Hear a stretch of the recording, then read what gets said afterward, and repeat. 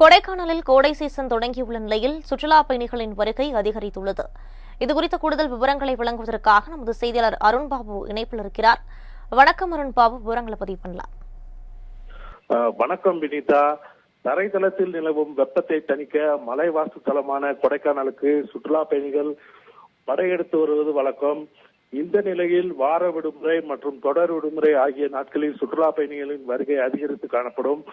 தற்போது கோடை சீசன் ஆரம்பித்துள்ள நிலையில் பள்ளிகளுக்கு விடுமுறை விடப்பட்ட சூழலிலும் சுற்றுலா பயணிகளின் வருகை அதிகரித்துள்ளது.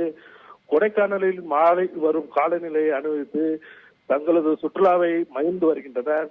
மேலும் பிரதான சுற்றுலா தலங்களாக இருக்கக்கூடிய மோயர் சதுக்கம், குணா குகை, பசுமை பள்ளத்தாக்கு உள்ளிட்ட பல்வேறு இடங்களில் சுற்றுலா பயணிகள் சூழ்ந்து வருகின்றனர். சுற்றுலா பயணிகளின் வருகையால் சில இடங்களில் போக்குவரத்து நெரிசல் ஏற்பட்டுள்ளது. விவரங்களுக்கு நன்றி அருண்பாபு.